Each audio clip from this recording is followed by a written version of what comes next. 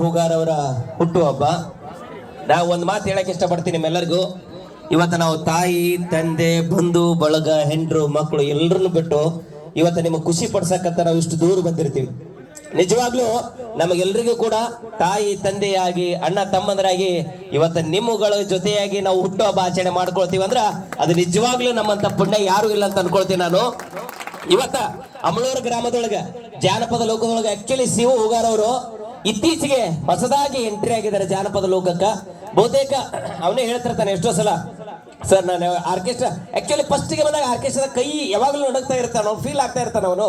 ಯಾಕೋ ಶಿವ ಹಿಂಗಂತ ಅಂತೀನಿ. ಇನ್ನೂ ಸರ್ ನಾನು ಸ್ಟೇಜ್ ಇನ್ನೂ ಮಾಡ್ತಾ ಇಲ್ಲ. ಆಕ್ಚುಲಿ ಹೇಳ್ತೀನಿ, ಇವನಲ್ಲಿರುವಂತಹ ಧೈರ್ಯ, ಇವನಲ್ಲಿರುವಂತ ಒಂದು ತಾಳ್ಮೆ, ಇವನಲ್ಲಿರುವಂತ ಒಂದು ಟ್ಯಾಲೆಂಟು ಬಹುತೇಕ ನಾನು ನೋಡಿರುವಂಗ ಮುಂದೊಂದು ದಿವಸಕ್ಕೆ ಇವತ್ತು ಈ ವರ್ಷ ಐತಲ್ಲ, ಮುಂದಿನ ವರ್ಷ ನೀವೇ ಸ್ಪೆಷಲ್ ಆಗಿ ಕರ್ಸಬೇಕು ಅಂತ ದೊಡ್ಡ ವ್ಯಕ್ತಿಯಾಗಿ ಬೆಳಿತಾರೆ ಶಿವ ಹೂಗಾರ್ ಅವರು.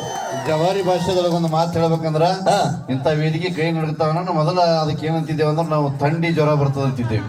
ಆದ್ರೆ ಈಗ ಹಾಡುವಂತ ತಿಂಡಿ ಜ್ವರ ಬರಾಕತ್ತೈತಿ.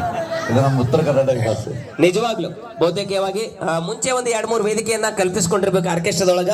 ಅವ್ನು ಯಾವಾಗ್ಲೂ ಹೇಳ್ತಿರ್ತಾನೆ, ಸರ್ ನನ್ಗೆ ಆರ್ಕೆಸ್ಟ್ರಾ ಅಂತೂ ಪರಿಪೂರ್ಣವಾಗಿರುವಂತಹ ಫೀಲ್ ಬಂದಿದ್ದು ಎಲ್ಲಾದ್ರೂ ಐತಪ್ಪ ಅಂದ್ರ ಅದು ನಿಮ್ಮ ಕಲಾಸಿಂಚನ ಅಂತ ಬಹಳ ಹೆಮ್ಮೆಯಿಂದ ಹೇಳ್ಕೊಳತ್ತಾನಲ್ಲ. ಅದಕ್ಕಿಂತ ಬೇರೆ ಏನಿಲ್ಲ. ಕಲಾಸಿಂಚನ ಅನ್ನೋದು ನಮ್ಮ ಎಲ್ಲಾರು ಯಾವಾಗ್ಲೂ ಹೇಳ್ತಿರ್ತಾನ, ಒಂದು ಆಲದ ಮರ ಇದ್ದಂಗ. ಈ ಆಲದ ಮರದೊಳಗೆ ಸಾಕಷ್ಟು ಮಂದಿ ಬೆಳಿತಾರ ಹೊಳಿತಾರ ಅಂತಂದ್ರ ಅದು ಗೋಪಾಲ್ ಹೂಗಾರ ಗೋಪಾಲ್ ಹೆಂಚಿಗರಿಗೆ ಕಾರಣ ಅಲ್ಲ, ನೀವುಗಳು ನಮ್ಮ ಪಾಲಿನ ದೇವರುಗಳು. ಸೊ ಹಾಗಾಗಿ ಕಲಾಸಿಂಚನ ಅನ್ನೋದೇ ನಿಮ್ಮ ಮಡಿಲಿಗೆ ಹಾಕಿಬಿಟ್ಟಿವಿ. ನೀವು ಎಲ್ಲಿ ತನಕ ಬೆಳೆಸ್ತೀರಿ ಅಲ್ಲಿ ತನಕ ಇರುತ್ತ, ನೀವು ಯಾವಾಗ ಕೈ ಬಿಡ್ತೀರಿ ಅಲ್ಲಿಗೆ ಮುಗಿದು ಹೋಗ್ತೈತಿ. ಯಾಕಂದ್ರೆ ಅವ್ನಿಗೊಂದು ವೃತ್ತಿ ಐತಿ, ನನಗೊಂದು ವೃತ್ತಿ ಐತಿ, ಇದ್ರಾಗ ಏನಿಲ್ಲ. ಹಾಗಾಗಿ ನಿಮ್ಮಗಳ ಪ್ರೀತಿ ಯಾವಾಗ್ಲೂ ಕೂಡ ಇರ್ಲಿ. ಶಿವ ಹೂಗಾರ್ ಅವರನ್ನು ದೊಡ್ಡ ಮಟ್ಟಕ್ಕ ನೀವೆಲ್ಲರೂ ಬೆಳೆಸಿರಿ ಅನ್ನೋದೇ ನಮ್ಮ ಆಶಯ. ಬಲ್ಲಿ ಮತ್ತೊಮ್ಮೆ ಜೋರಾದ ಚಪ್ಪಾಳೆಗಳು. ಈಗ ಎಲ್ಲರೂ ಕೊಡ್ಕೊಂಡು ಶಿವ